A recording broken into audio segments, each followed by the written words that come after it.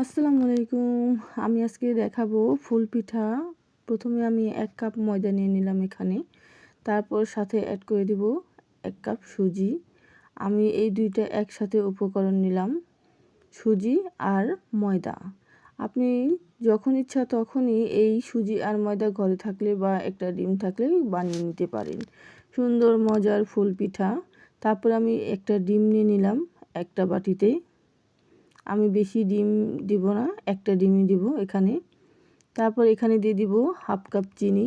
আর মিষ্টির পরিমাণটা আপনারা আপনাদের প্রয়োজনীয় মতো দিবেন, যারা মিষ্টি খেতে বেশি ভালোবাসেন বা কম ভালোবাসেন। তারপর আবার সামনে একটু শিরা হবে, সেই জন্য আমি এই পিঠাতে একটু চিনিটা কমই দিলাম। তারপর আমি এখানে ব্লেন্ড করে নিব ভালোভাবে, যেন এই ডিমের সাথে চিনিটা একদম মিশে যায়। তা না হলে কিন্তু দানা দানা ভাব থেকে যাবে। যতক্ষণ না পর্যন্ত এই ডিমের সাথে চিনিটা না গলে যায় ততক্ষণ পর্যন্ত আমি ভালোভাবে এই ব্লেন্ড করে নেব, যেন চিনিটা তাড়াতাড়ি গলে যায়। দেখতেই পাচ্ছেন প্রায় কিন্তু হয়ে এসেছে, একদম চিনিটা মিহি হয়ে গেছে। এখন আর চিনিটা আনাম নাই, দানা দানা যে ভাবটা এখন আর চলে গেছে। তারপরে আমি এই ময়দা সুজির সাথে এই ডিমটা অ্যাড করে দেব।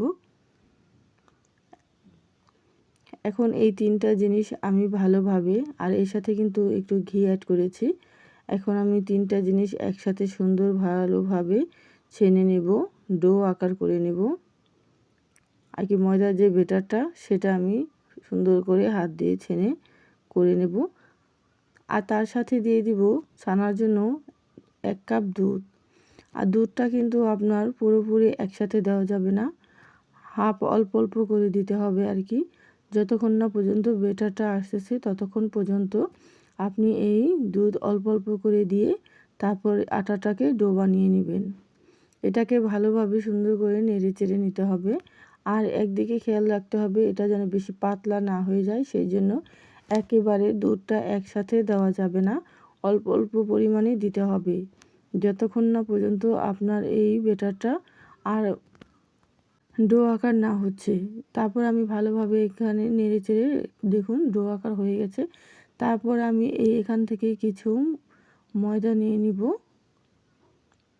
এখান থেকে আমি নিয়ে নিলাম কিছু আটা।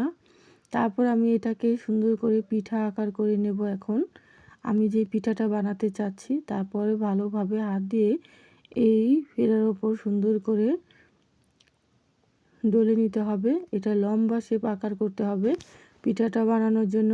লম্বা শেপ হয়ে গেছে দেখতেই পাচ্ছেন। তারপর এক সাইড থেকে এক কর্নার থেকে সুন্দর করে মুড়িয়ে মুড়িয়ে পুরো এই লম্বা বেটারটা এক সাইড করে নিতে হবে। দেখতেই পাচ্ছেন পুরো এক সাইড করে নিচ্ছি। এটাকে সুন্দর করে মুড়িয়ে নিতে হবে ভালোভাবে। মুড়ানো হয়ে গেল। তারপর আমি একটা কাঁটা চামচের সাহায্যে এটাকে ফুল করে নেব। একটা কাঁটা চামচ দিয়ে ভালোভাবে হাত দিয়ে জোরে চেপে দেব। চারো সাইডে এভাবে রাউন্ড করে নেব। এভাবে ডিজাইন করব আমি চারো সাইডে।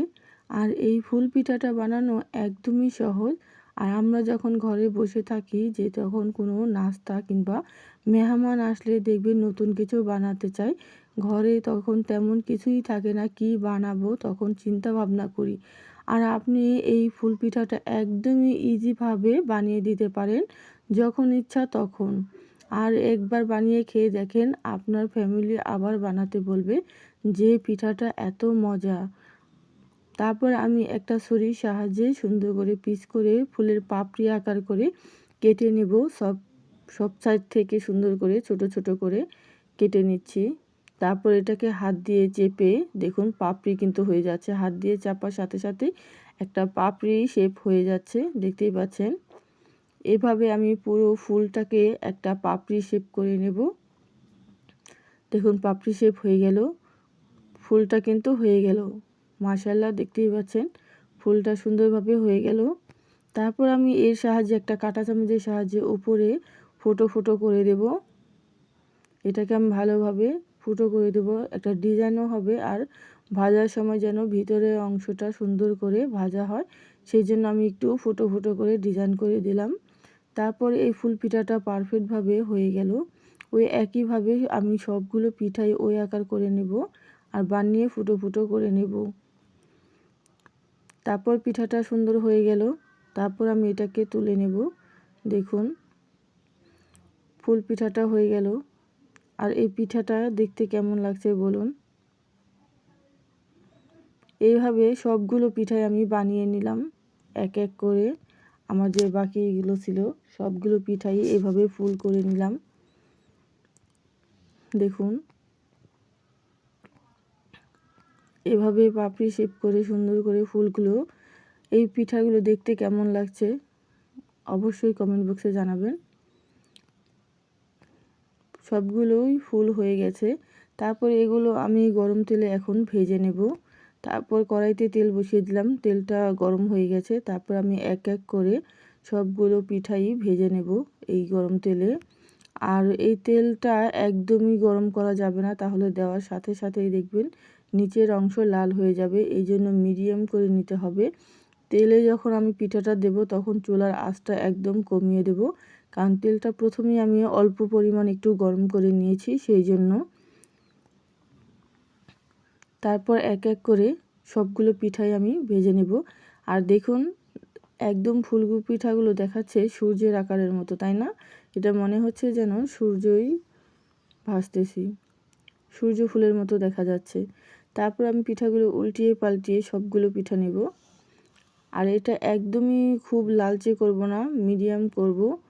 আর এটা ভাজতে একটু সময় লাগবে, এই জন্য একটু সময় ধরে অল্প অল্প করে ভেজে নিতে হবে। বেশি তাড়াহুড়ো করলে দেখা গেছে এই ফুলের পাপড়িগুলো ভেঙে যাওয়ার সম্ভাবনা থাকবে।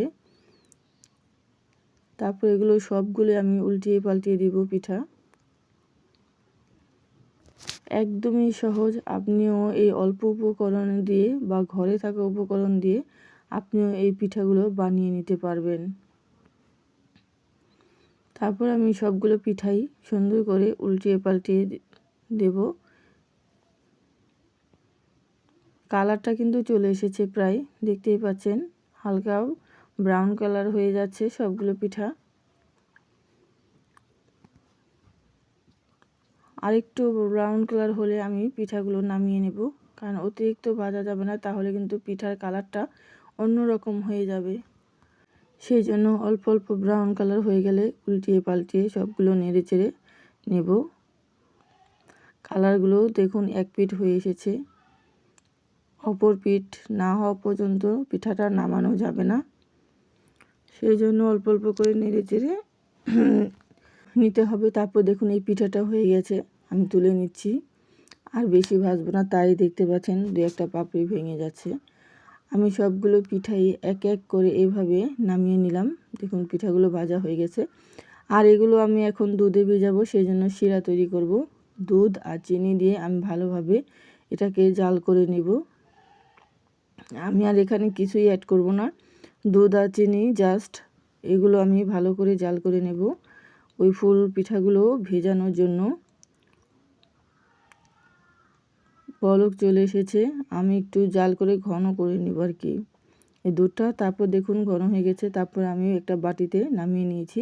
তারপর এই গরম গরম থাকতে এই পিঠাগুলো এক এক করে এখানে ভিজিয়ে দেব, কারণ জুড়িয়ে গেলে দেখা গেছে পিঠাগুলো দিলে কিন্তু আপনার আর হবে না। এই জন্য দুধটা গরম থাকতেই ভিজাতে হবে। তারপর সবগুলো পিঠাই আমি এখানে এক এক করে দিয়ে দেব দুধে ভেজানোর জন্য। এইভাবে আমি রেখে দেব একদম সকাল পর্যন্ত। আর কি অন্তত মিনিমাম 6-7 ঘন্টা পর্যন্ত আপনাকে এটা ভিজিয়ে রাখতে হবে, তা না হলে কিন্তু এই রসটা এই পিঠার ভেতরে যাবে না, নরমও হবে না। তারপর দেখবেন আপনি একদম এই পিঠাগুলো সব রস টেনে একদম নরম তুলতুলে হয়ে গেছে। এভাবে আমি রেখে দেব।